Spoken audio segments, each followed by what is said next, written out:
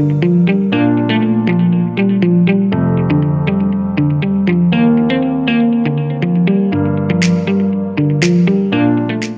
or morning, depending on where you're watching this from.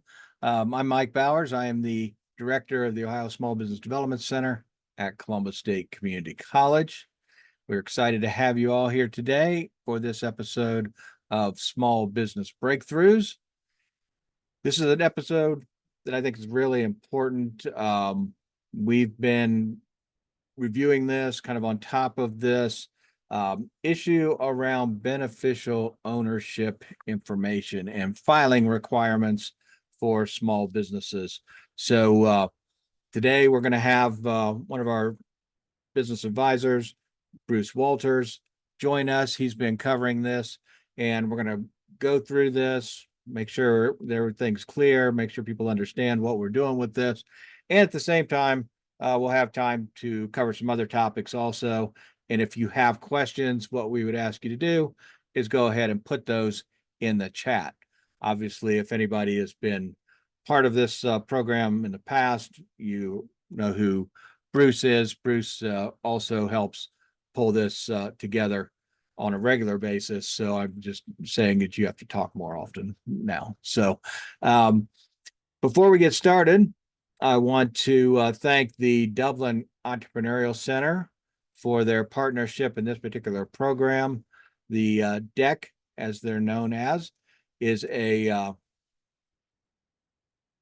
space in Dublin on Metro Place South that houses a number of entrepreneurial ventures, all the way from individuals that have and organizations that have walled offices here to those that have designated cubicle spaces, and those that have hotspots that are virtual and they can come in and work here as needed. The DEC has been around for, I believe, about 15 years, and it is a excellent place if you are thinking about working with, working your business, trying to get out of the house, get into a location that you can work with. I highly encourage you to check out the Dublin Entrepreneurial Center.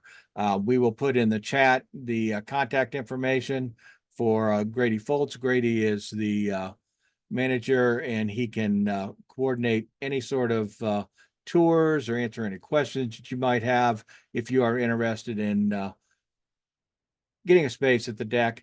And I highly encourage you to definitely check it out and check out the website. The website is DEC, DEC, in Dublin.com, and you can see some of the other events that are going on and some other things that might be of value to you as a small business owner. So with that, let's go ahead and jump in here. As I said before, we have Bruce Walters with us. Bruce is a business advisor, and he's worked with us at the Small Business Development Center. Bruce, what's it been, about 5 years or something like that? 5 years, 7, thanks. Yeah. 7, okay. Because time flies, right? Well, I knew it was one of the two, and I wasn't sure which one. But I also factor out, 2 years for the pandemic, so I guess I was actually right. But, given that you were working during the 2 years too, so I guess I should give you the whole credit. But Best boss ever. Yeah. As I said, Bruce has been with us, and he does an excellent job. Bruce really helps coordinate a lot of the training programs. He's involved with a lot of the programs. So if you actually jump into one of our training programs, you'll actually probably hear from Bruce, see from Bruce, and you get emails around confirmations, etc. And Bruce also works with me very closely on the basis of a successful enterprise program, which is our startup workshop that we do virtually every month. And it is a great program. And again, Bruce does a lot of work with that. And Bruce actually does the hard work. I do the presentation stuff, and Bruce answers all the questions somewhere, usually around 100, 150 questions during the course of a 3-hour program. So really appreciate all the work that Bruce does on that particular program. But today, what we're going to do is we're going to cover some different things that, we see from a business advisor standpoint, relating to small businesses, what they kind of ask when they call us, different things like that. But we are also going to start out with this conversation around this beneficial ownership information. So before we jump into that, Bruce, you want to give a little bit more of an introduction to yourself? Sure, I would be happy to.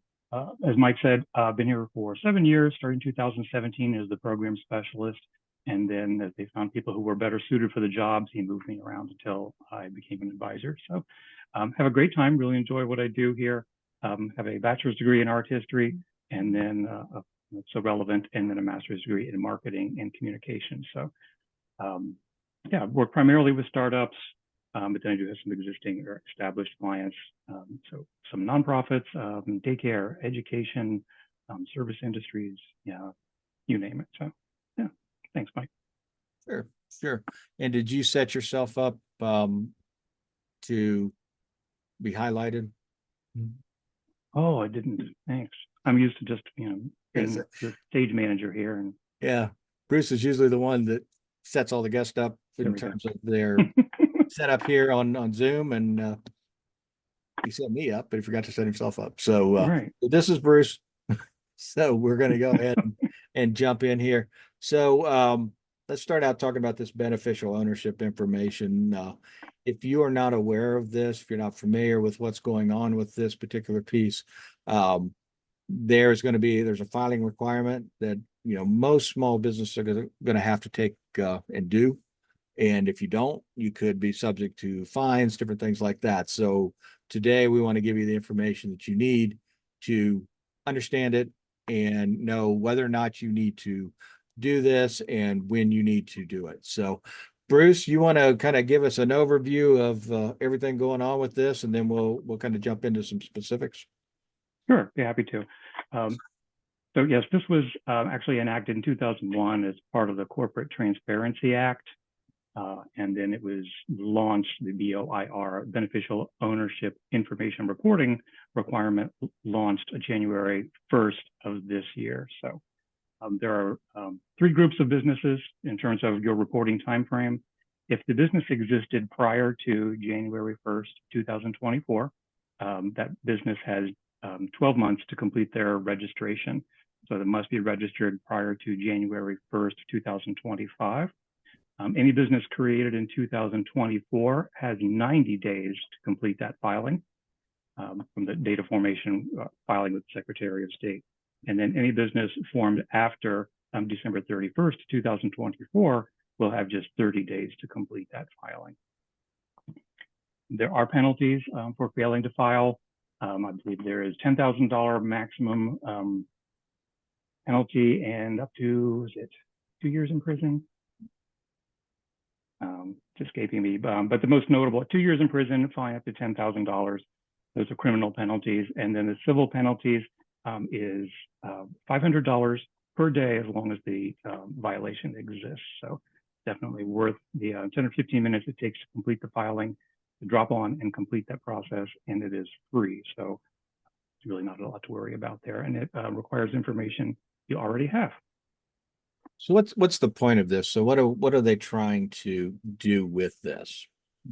The aim is to give law enforcement agencies from every level of government more information to help reduce or eliminate money laundering, financial crimes, drug trafficking, these sorts of things. So they estimate that that there's about $800 billion in that is laundered through the United States every year.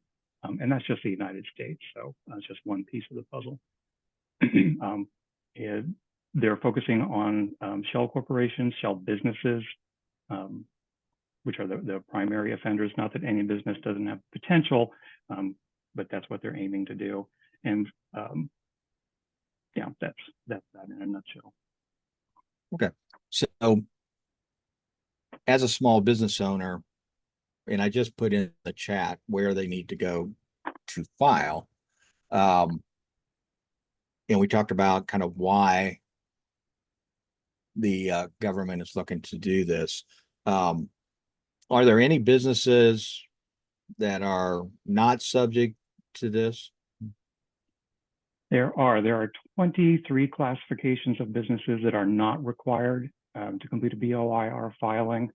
Trying to find the page for that.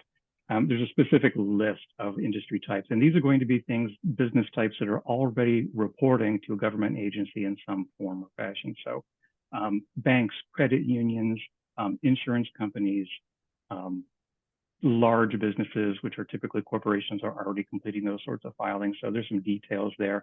That's on the FinCEN website. So if you're concerned, you have questions about that, drop on there, and it's pretty easy to navigate. As Mike and I were exploring earlier, sole proprietors are a unique animal. So if you have an LLC or a corporation, chances are good that you're going to be filing this report. If you're a sole proprietor, you probably aren't required. So one of the litmus test is, did you create a separate business entity with the Secretary of State? And sole proprietorships are not separate entities. The individual and the business are one and the same. So most sole proprietorships will be exempt. Okay, so that's good to know, because we were looking at it today, and the challenge is, so we've put in some links in the chat for you. There's some PDFs that you can download that can help you. When I look this up, I just put in beneficial ownership information, and it gives you links and different things like that. So you can gain a lot of information there. They've got a lot of stuff online that can be of assistance to you. But I'm dropping the frequently asked questions page in there as well. Okay, great. So I guess my question is, so you went to a meeting last week, or I believe, with Congresswoman Joyce Beatty's office regarding this particular program. And I appreciate that they're trying to get the word out. And, I think a lot of the IRS and Treasury is trying to get the word out right now. But, how are businesses supposed to know that they were going to need to do this? I mean, we started getting information from, I believe, the IRS about this. And then we were given a heads up at our statewide meeting, but that wasn't even super clear that particular time. So that was about November of last year. My concern is a lot of businesses are just not going to know what's going on with this. Mm-hmm. Right. And there were attendees at last week's event that voiced that same concern. So Congress, like Joyce Beatty's office, they're working with Financial Crimes Enforcement Network and the IRS to get this information out there, as well as the Small Business Administration. So they are sharing this on webinars. They're publishing it to YouTube. They're launching it on their websites as well.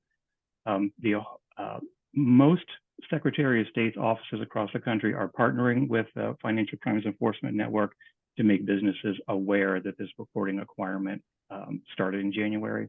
So that information is out there as well. And then agencies like the Small Business Development Centers, we're working on that as well. So, and as the year goes along and that deadline starts approaching, there's more and more buzz out there. So I think that will continue to filter out, and people will hear what they need to hear. So if you're an attendee and you know other business owners, make sure you share the information. Just let them know. FinCEN is not looking to entrap people. They're not getting crazy. And actually what they're kind of looking for is businesses that either provide incorrect information or don't register at all. Those are going to be their red flags. People who are dodging those filings. So there's nothing to worry about, and it's an easy process. Okay. One of the questions in the chat, if it's a single member LLC, do they have to file? Yes. If you created a separate entity for the business, then you'll need to file, unless you're one of those 23 categories that FinCEN outlines on their website. But single member LLCs, yes. Right. So I think the way they kind of lay it out, the couple key points there: are you creating a separate entity, and are you working through the Secretary of State's office to do that? So if you're filing a corporation or an LLC, you're going to go through the Secretary of State's office to start with, and that's creating this separate legal entity. And again, as Bruce mentioned, straight up sole proprietors don't have that requirement because they're not creating a separate entity from themselves. Basically, they in the business of the same things, correct? That's right. And even if you register a trade name or a fictitious name, it's still not a separate entity. It's just a name that the sole proprietorship is using. So. Okay. And that goes, because this is what we were looking at this morning. So that's the same thing as if you have a sole proprietorship and you decide to go to the IRS and you want to get an EIN number, that's not creating a separate entity. Correct. Right. So you would not have to file at that particular point. But if you are an LLC, if you are a corporation, you would need to do that. S corps really are tax filing. So it goes along with the other entities. So if you are an S corp or you're going to form an S corp, you really are creating an LLC or a corporation before you create that S corp. So you are creating a separate legal entity. So you would still have to file. Correct. Yep. I noticed in chat here, Angela asked if the business is registered with the state but is defunct, is there a requirement to file? That is a good question. Yes, the business must still file. If it's active according to state records, the business is active and needs to be registered. The only way that you would be exempt from that is if you close the business prior to January 1st of 2024. So as it stands, you'll need to register for 2024. If you decide to close it later, then you would also go back and notify them. Okay, so let's talk for a second about that. So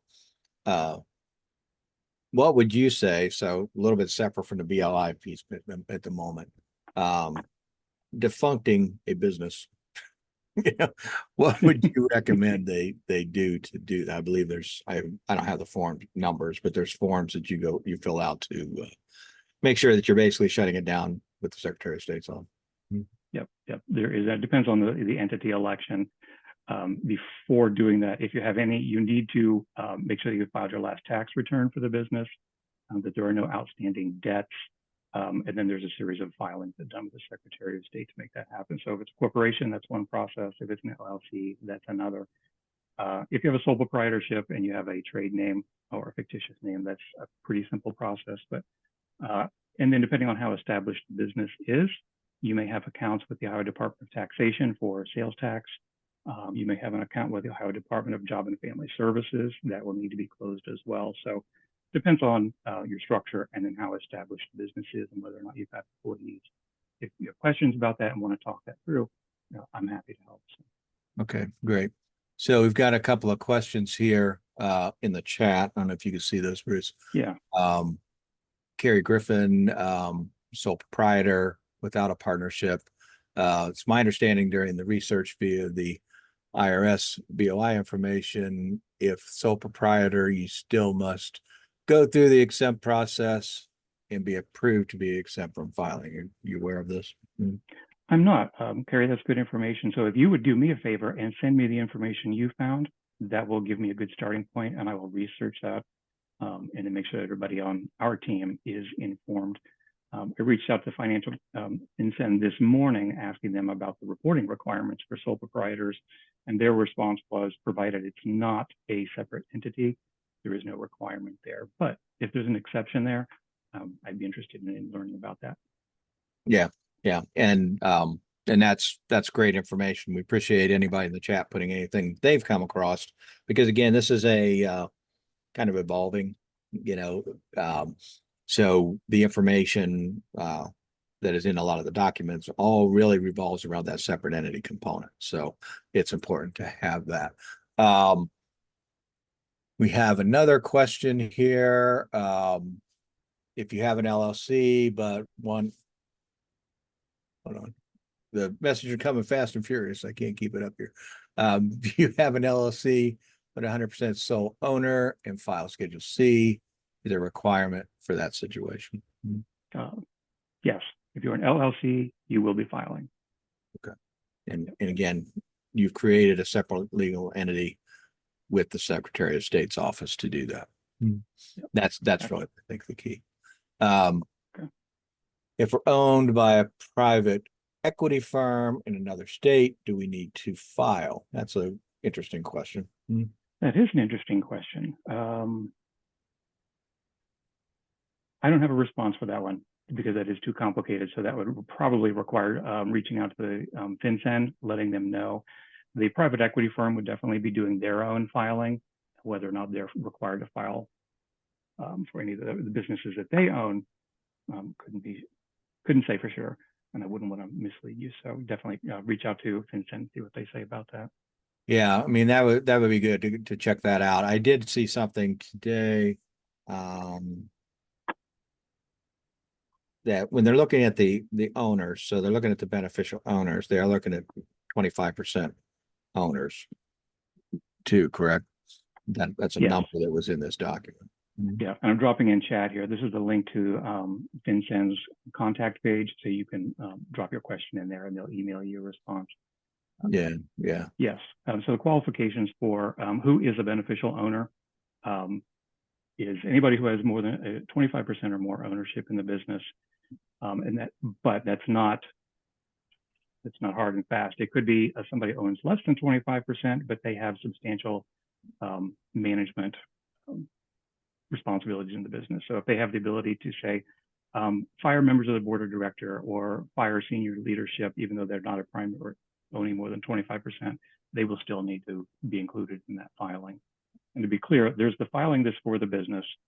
And then in that filing, there is the individuals that have beneficial ownership in the business. So you can detail those people in that single filing. It's not as if each member goes and files separately. There's one filing for the entire business. Right.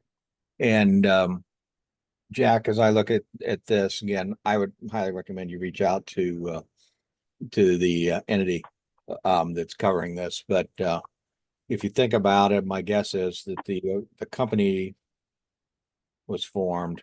There's an ownership percentage of the private equity firm, whether they own 100% or not. So my guess is you probably will have to file. But again, that's something I would definitely check into. What information we're going to need to actually file? It's another question we have. You will need, depends on when the business was formed. If it was formed prior to January of this year, you will need to report who is actually completing the filing at that moment, and then who are the beneficial owners. And this will be names. You will need IDs. That needs to be an unexpired driver's license, state-issued driver's license, could be an unexpired passport. There's a list of acceptable document types there. You will upload ID. And then some other information that you already have, the address for the business, email address, phone numbers, those sorts of things. So nothing crazy, no tax returns, no financial figures, no legal documents, nothing like that. Okay, great. I know we put some stuff in the chat here. Rick Slark, former guest, is looking. Is there a comprehensive single source for this info? There is. Rick and I posted that to chat. There's a 5-minute video there. If you visit the FinCEN's channel on YouTube, they have a lot more information there, very detailed webinars. I think there's the 5-minute here is the simple walkthrough for the process. So they're making the information available, and they've had it at a single place. Okay. Great. And like I said, if anybody has any more questions, be sure to put that in there, even if we kind of move forward. Bruce, do you want to mention again the dates and times? So they've formed before January, they're formed this year, they form next year. Again, you want to, I know you touched those earlier, but you want to touch those again? Yeah, I'm also going to pop that into chat, so it is here for everyone. So businesses formed prior to 2024 have until January 1st, 2025 to complete that filing. So if your business existed before New Year's Day of this year, you've got a year to complete the filing. If your business is formed this year, you have 90 days from the date of formation to complete the filing. And then if you form the business next year, 2025 or later, you have just 30 days to complete that filing. Okay. So my assumption is that going forward from January 1 of 25 going forward, they're basically, if somebody forms a business, they form an LLC, corporation, whatever, they're gonna have 30 days to do this. From that. Exactly. Mhm. Yep. Okay. And Great. fortunately, the Ohio Secretary of State is cooperating with FinCEN, so they're making that information available on that page. So as part of the process, you should be notified that you need to complete that filing as well. Okay, okay, great. Um, so let's see here. So what, so you file this, what's happening after that? So I file this, am I gonna have to do something every year, or, I'm gonna get some notification, I gotta answer something? I mean, what's going on from there? Nope, it's just one filing. You give them, report the information to FinCEN, and it's done, unless something changes. So if ownership changes, the business moves. If it was operating under a social security number and gets an EIN, any kind of update like that will need to be reported. But so long as the business doesn't have any changes, you don't have to update it. There's no annual filings, nothing like that. And they won't reach out to you, as I understand it, and ask if the information is correct. It's the business's responsibility to keep that information current. Okay, okay, great, great. Um, if there's a confirmation that comes once they file? There is, when you're on the portal completing the filing, once you complete it, it will give you a transcript and then a receipt. So it's really good information to make sure that you download that, save it, print it, and you need to have access to that. If you need to revise your filing, you will need that information to do that, because they will be assigning you a unique identifier, unique number for your business. And that's what you would use to complete updates. Okay. And what you just said, once you file, you're filed, unless there's some change, because that's one of the questions. They have to do this every year, but Right. we're Teresa, saying I if don't there's believe not they a email change. it to you. Right. But if there's not a change, once you file it, if you haven't moved, you haven't changed owners, you haven't done any of that, your filing should stay status quo, and you shouldn't have to redo it. Yep, exactly. All right, great, great. And so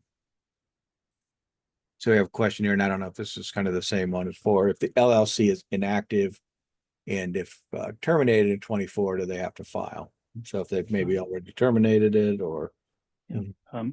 Salim, it depends on what you mean by inactive and terminated. So if you actually completed all of the paperwork necessary to dissolve the business at the state level, paid all of your outstanding taxes, those sorts of things, the business actually ceased to exist in 2024 or 2020.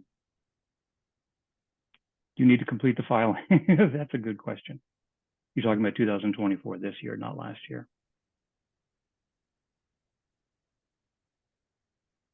I'm going to look into that one, Salim. I'll take your information down here, and I'll let you know what I find about that.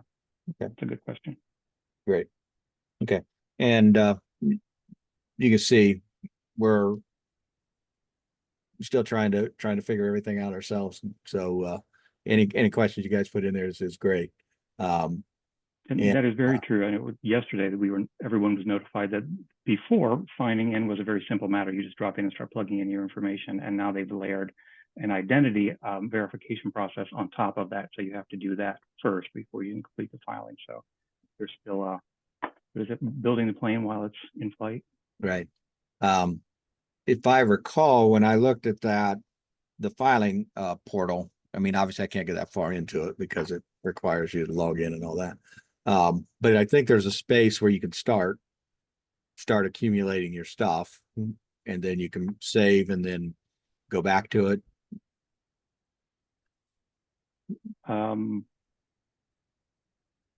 My understanding is this is all done at the same time. You cannot save your work and go back to it. Now, if they've changed that,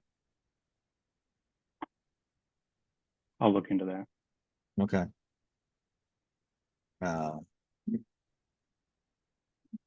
Trying to get back there. It's easier said than done. Right. Hold on here.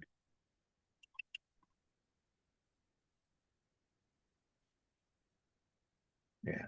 He's taking me the questions, so I'll have to figure out where I was when I did this.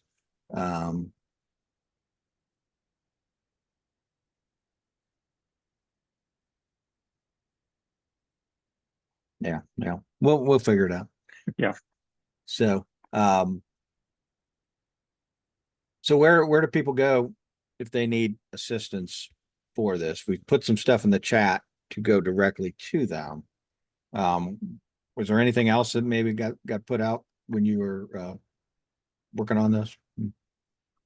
Um, in terms of looking for somebody to help you with the filing, Yeah. you're not required to use an attorney or an accountant, though they may be able to help you. Of course, they'll charge. They intentionally designed the platform to be as easy to use as possible and to require as little information as possible. So you can do it yourself.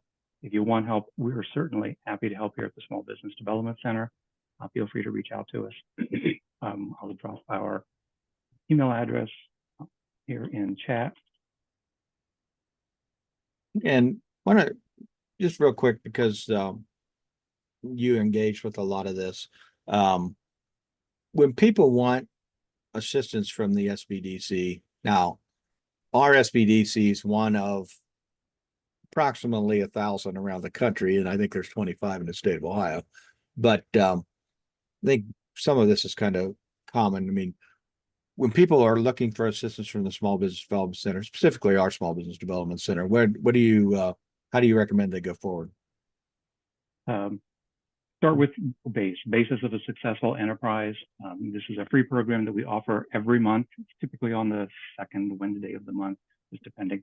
It's a 3-hour program that gives an overview of the business startup process. So we'll talk about all those important things, from identifying your target market and your unique selling proposition to doing your market research before you start spending money, understanding who your competition is. We talk about business entity, elections, touch a bit on taxation, all of those kinds of things. So this is really about giving you a general lay of the land before somebody jumps into launching a business. And then the second part, we have a second series that follows base, which is Biz Start 2.0. And that is a 4-week program that walks attendees through the process of validating their business model, which is really making sure that the idea is a good one. And I can't stress this enough. It's really important to follow that process, because it's really easy to start a business in Ohio. You complete a filing, it's $99, and there you have a certificate of organization for an LLC. And you can spend lots of money and lots of time. You can mortgage your home, you can borrow against your 401k and never have a business. We see it happen all the time. So just can't overemphasize the importance of really understanding what it is that you're planning to do and how you're going to do it, and making sure that it's viable before you start spending the money. Unless you have deep pockets, in which case the SBDC is always looking for grants. So yeah. Yeah, we're always looking for sponsors and partners. Right. Yeah. We'd be grateful. Yeah. So, but I also want to mention, so we have some great stuff that I think it can help individuals. We're going to talk about some of that in a minute. But so let's say you have a business, you've been in business for a while, all of a sudden this is kind of jumping up at you. You're not really sure kind of how to proceed with this. You're looking at it, and you want to interact with somebody. You can basically contact our office. So you can contact our office at email at sbdc at cscc, that's Columbus State Community College .edu. So that's an email, or you can call 614-287-5294. Both of those will take you to our administrative specialist, Teresa Green, who will be a future guest on here if we're able to get her on here. And she can talk to you about what makes the most sense for you. So, I mean, if it's an issue of, hey, I've been in business for a while, I'm having some challenge with this issue, would love to sit down and talk to Bruce. I saw him on Small Business Breakthroughs. She can connect you to Bruce pretty easily. I think your email is pretty simple too. It's just bwalters. Right. cscc.edu. Some of them, depending on the commonality of the name, has like, B Walters 8295 at. So, but he's got a pretty simple one. So, I mean, you can always ping him if you need that. But no, Carrie has a comment here. that reminds me, I've been talking about updating BOI information. Businesses that are formed in 2024 or later are required to provide a third piece of information, which is the individual that completed the business's registrations with the Secretary of State. So if you hired a attorney and they completed that filing for you, 2024 or later, they will also need to be included in that filing. So you will need a copy of their driver's license, passport, what have you. Sometimes there will be two individuals. You will contract an attorney to complete the filing for you, and then a paralegal will actually do the work. Both of those individuals will need to include their information. So again, that's for 2024 or later. If the business was formed prior to 2024, it does not need to include that information. Getting it will be too difficult. Okay, that's great. Great information. I would also say, and this is not necessarily specific to this, but my assumption is that you're going to find, I'll use this term, service providers that, they have access to who started a business, who has a business. So they can go to the Secretary of State's website. They can actually search businesses, different things like that. You may find situations as this thing continues to progress that you start getting communications as a business that, hey, we're XYZ company and we can do this for you for $299 or something like that. You see it all the time, especially, anybody who has filed their LLC in the past knows that oftentimes happens. And obviously, you're welcome to have a third party, coordinate this for you, do this for you. If you want to pay them, if you don't have the time to do it, that's fine. But just keep in mind that, there is no cost as it relates to the government function of putting this in. So that is free of charge. Just be aware that could happen. And again, like I said, I know it happens once you file your LLC. You're going to start getting a lot of information, different things like that. And sometimes that information looks pretty official. And you start looking at it, maybe I need to fill this out, and maybe I need to pay them $299 or whatever for something that you don't know that you could do for free, but you can do for free. So that's what we got going on here. Mm-hmm. And there are some savvy folks out there who are bypassing the Secretary of State entirely and just emailing the businesses directly. So it looks like they're being notified that this filing is required and you have to pay for it. So that's my side. It's not the case. It's free. You can do it yourself. Yeah. So just be aware of that. So good. So if we're gonna a couple things, we've got about 15 minutes to go here. A couple things that I wanted to touch on. But if you think of anything related to this, go ahead and still put it in the chat. If you think of something afterwards, don't hesitate to give us an email, and we'll get back to you with the information. And for those couple of folks that we're going to do some research on, we'll still be able to get back with you afterwards once we find out for sure what's going on with this. Right. Also want to point out for those of you that are on here with us today, all small business breakthroughs are recorded and they are put on our Ohio SBDC web or YouTube channel. So you'll find all of our small business breakthroughs on YouTube, and this will be on YouTube also. So probably it'll be on, I'd say, likely tomorrow, but if you don't see it tomorrow or the next day, definitely be on by early next week, but likely it'll be on tomorrow. So if you want to go back and catch some of this, you're welcome to do that. Bruce, is there anything else we need to touch on this? Nope, not on BOI. I don't think it's pretty simple. Okay, great. Thankfully. Yeah. I don't think it's that hard. I just think it's harder getting the word out. Right.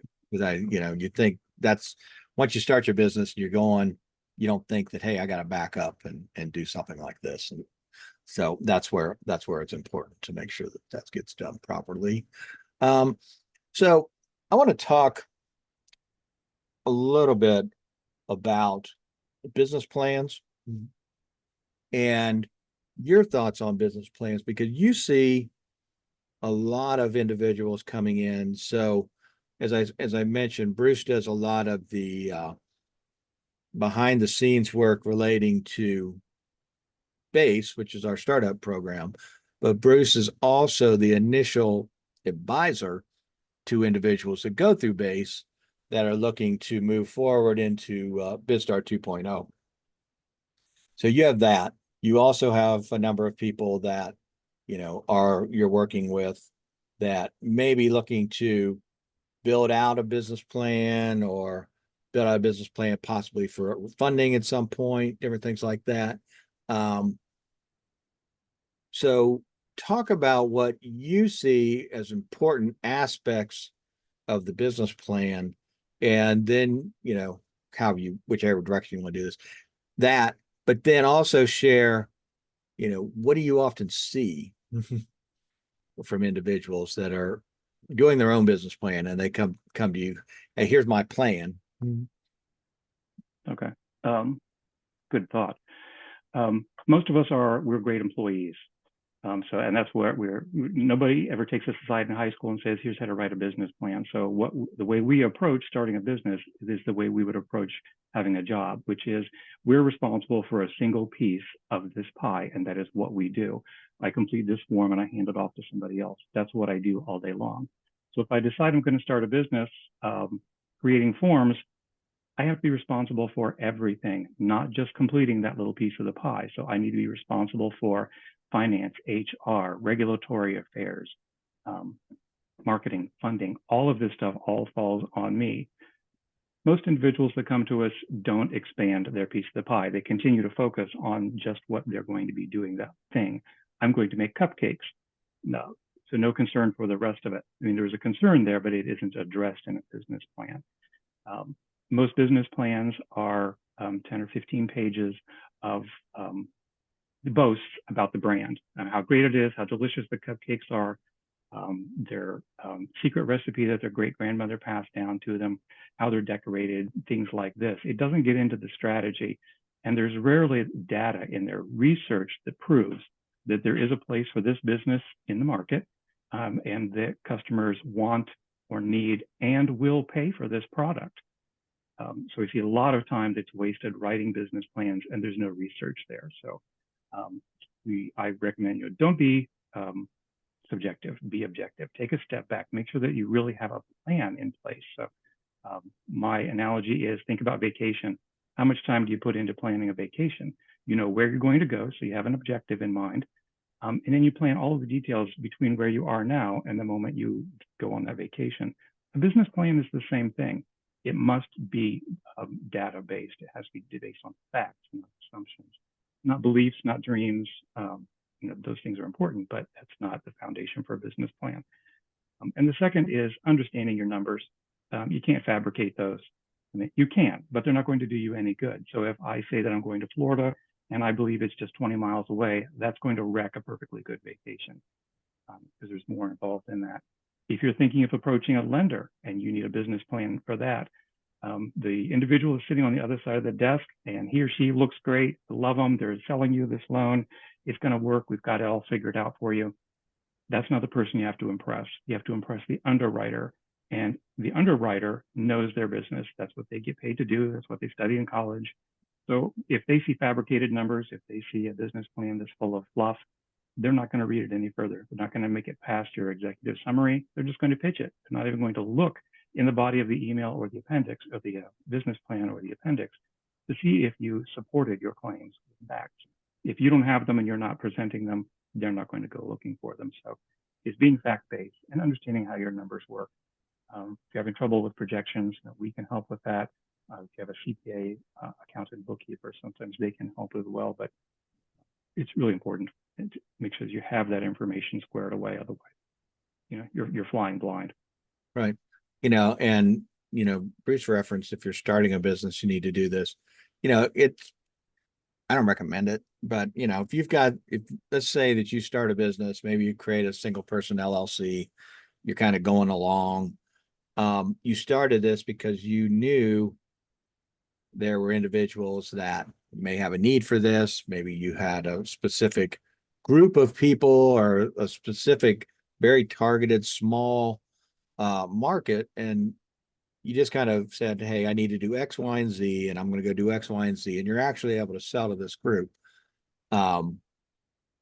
The value of getting this business plan in, it's really about that next step. It's about, what am I going to do to grow this business? A lot of people come to us and they're looking for funding or they're looking for something like that. They roll in with the business plan that, like Bruce said, is often 12, 15 pages of how great we are without any support for how great they are and how great they are on the financial side of it. I oftentimes have seen business plans that they have a narrative, they have financials, and if you actually look at it, it looks like two completely separate businesses because they didn't integrate it, or they've got somebody doing the financials and they're doing the narrative, or they've got one partner doing one partner doing other, or something like that. And they don't connect the two. And that's, I think, a problem as it relates to developing a business plan. And I would also say, if you are an existing business and you have not updated your plan for a while, maybe it's a good time to take a look at that. We are in July. We're at the end of July. Next thing you know, time moves pretty fast. It's going to be September, October. It's time to really start thinking about 2025 and beyond. And if your business plan really is focused on, what it was when you formed the business 2018, we've been through a little bit since then.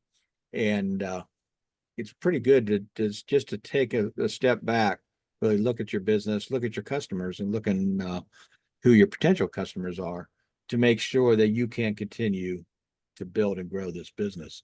Now, Bruce, I know that we're still early on in this, but you developed a online business plan template. It's not online, it's electronic. Is that what I want to say? Right. Business plan template. You want to talk a little bit about that and what your thought was in putting that together? I'm excited about it. We're still in the beta phase here, but yes. So very often we see many different templates for business plans, and templates typically aren't helpful unless you are experienced, what a business plan entails. So it's easy to find a business plan template online, download it, and start filling in your information.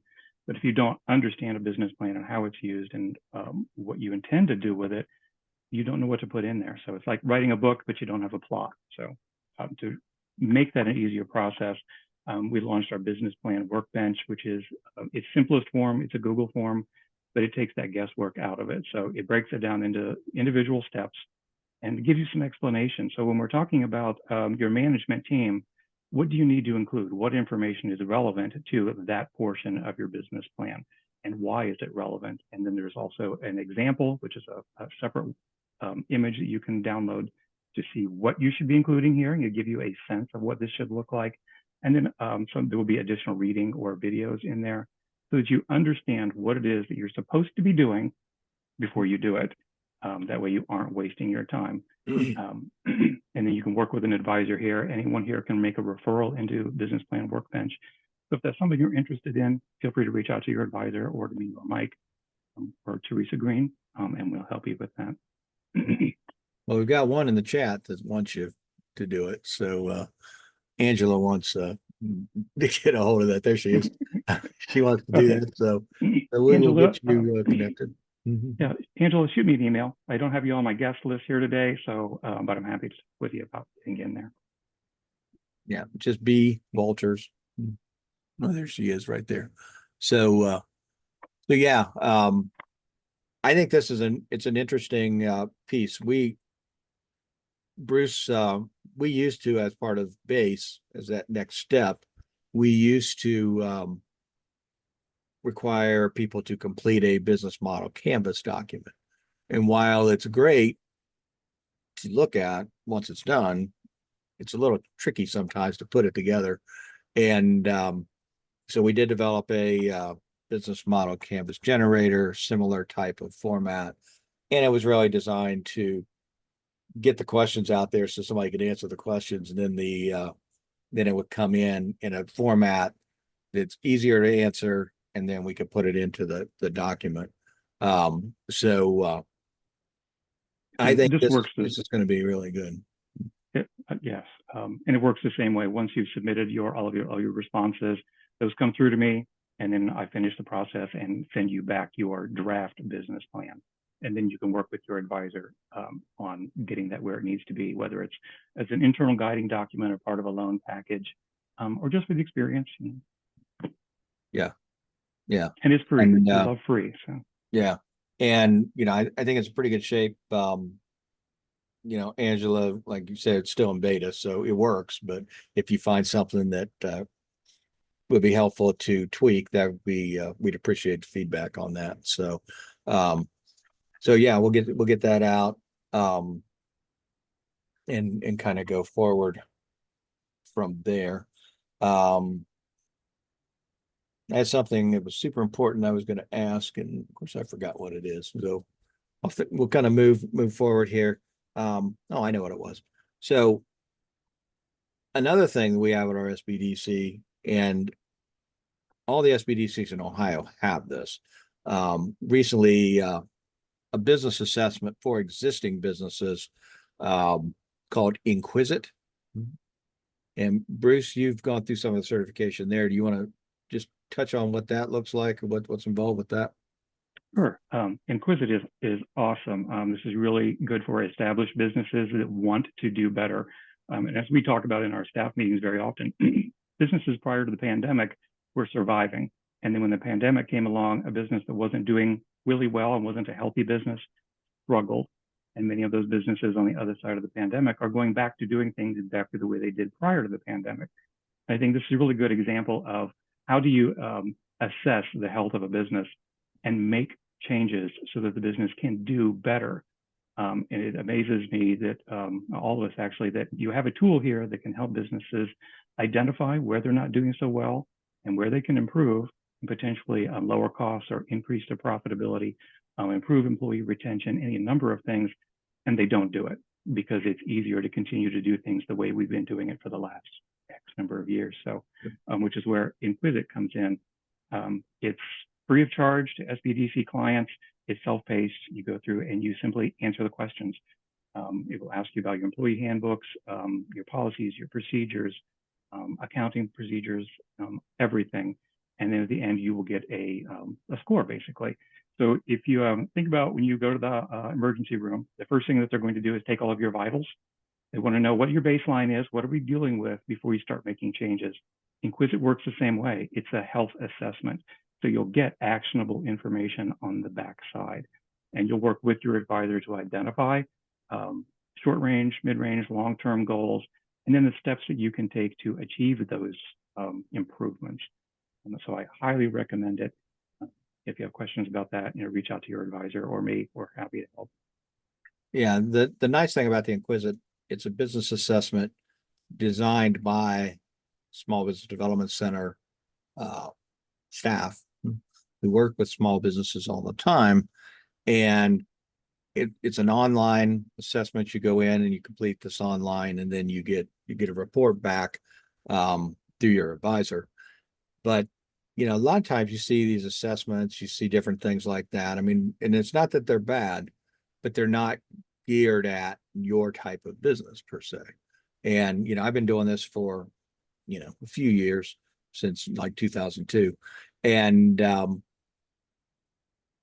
there is a difference between a small business, a true small business, and a large business. And then oftentimes there's a difference between a small business having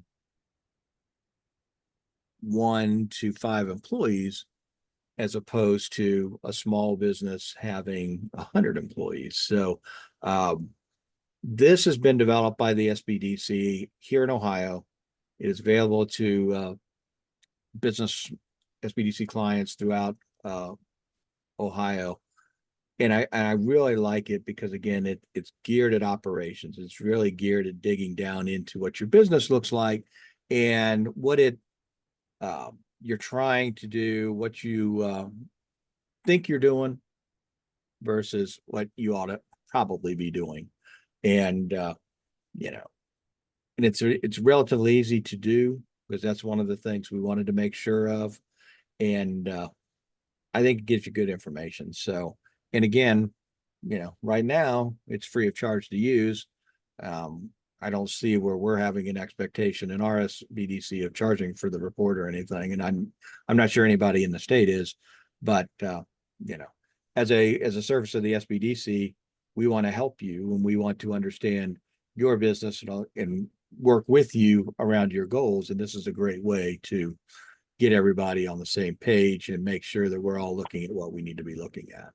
So I'd encourage you if you have an existing business, Bruce, what do you think? They probably, from my understanding, need to have a couple of employees to make this work. Ideally, and if they don't have employees and you feel that you want to complete the assessment, you can do that. Just be aware that there is a component that focuses on having employees. So if it's just you and you're operating in your basement part-time, you have nothing written down, probably not going to be a good use of your time. But yeah, and this again is designed to work in conjunction with the Small Business Development Center. So it's not like, hey, I'm going to go put this in and then the report's going to come back to me and I'll go off and do my thing. It's really designed to give you a sounding board based on the results. So you can connect with the SBDC. We can kind of help you think through it. So if you have a situation, so let's say that you don't have employees and you want to do the Inquisit, you reach out to Bruce. He's going to make sure that you're clear on how that's going to work. And when it comes back to him, then when you guys get together, you'll be aware that they don't have employees and how that might tweak some of the answers or something like that.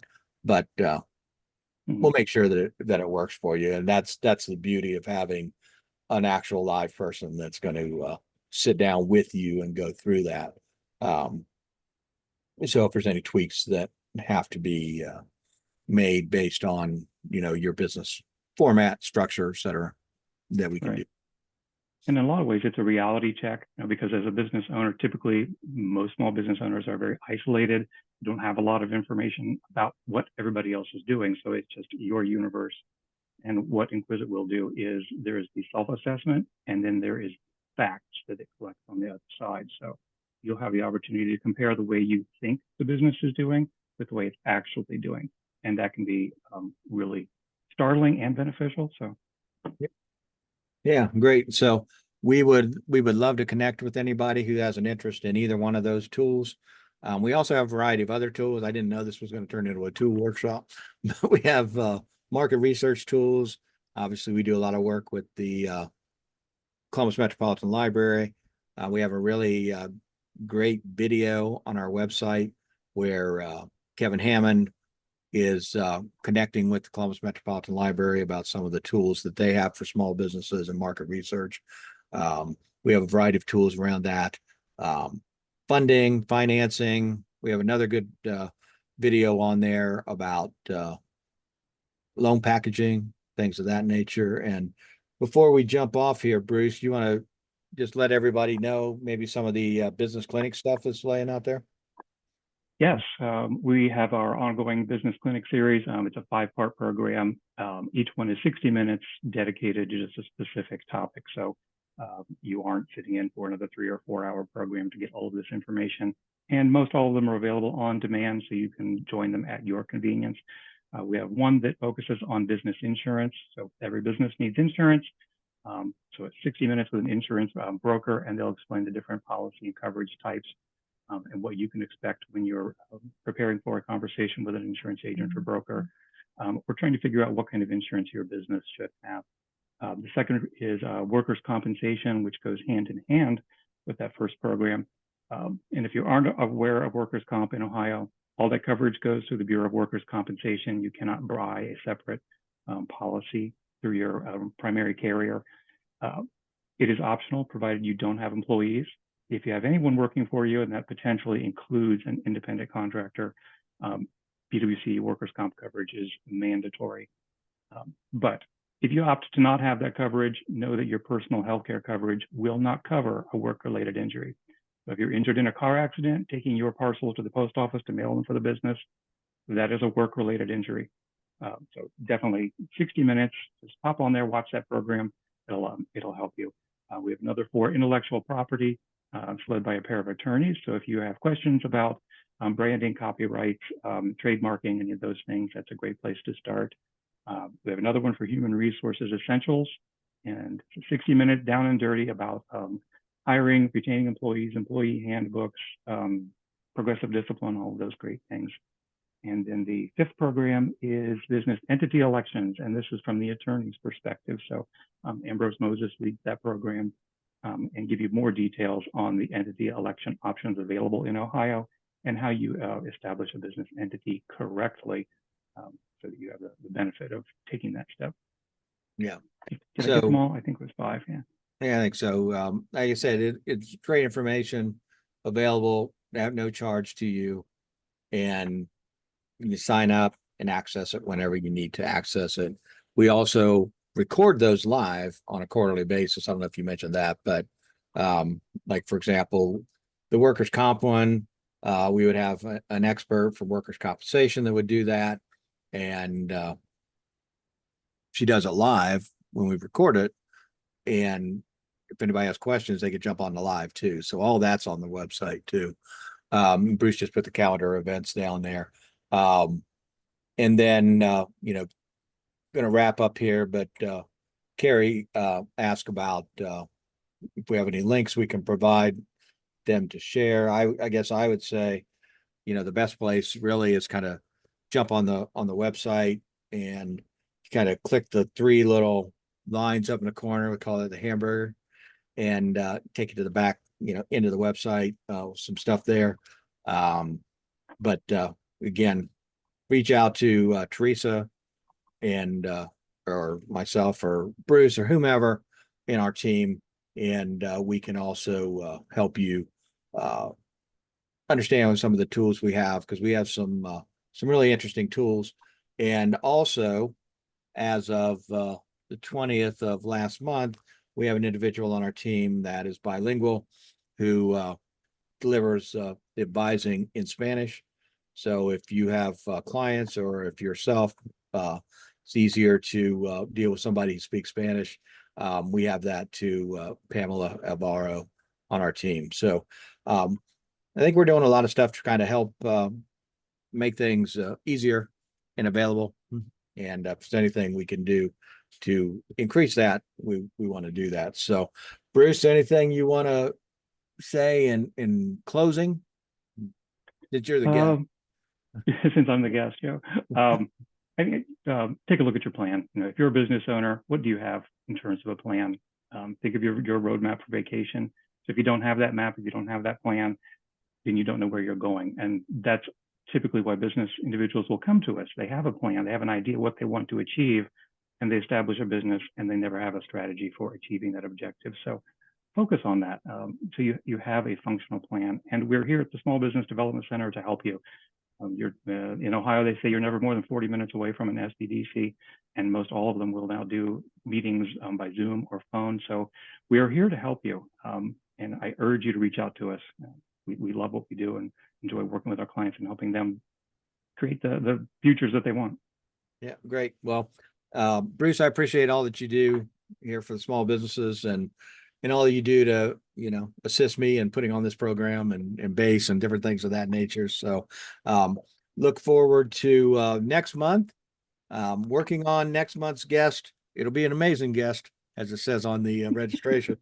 But next month, we'll be back here on August 23rd, I believe, and 11:30. And I do have a guest that we're working on, and I think it'll be really interesting, some of the things that he'll be able to bring to the table. And if you have an interest, check out our YouTube channel. As I mentioned before, we have all the small business breakthroughs from the first one are there. I think there's got to be over 40 in there. So encourage you to go check those out because there's a lot of great stuff there. So like I said, we have accountants that talk about different things. We have HR. So a lot of good nuggets in there that can help you. So with that, I want to thank the Dublin Entrepreneurial Center for their partnership in this particular program. I want to thank all of you for attending and anybody who's listening on YouTube for attending. And we are looking forward to continuing to assist you and help you along the way. And I look forward to seeing you next month on Small Business Breakthroughs. You all have a great day. Thank you.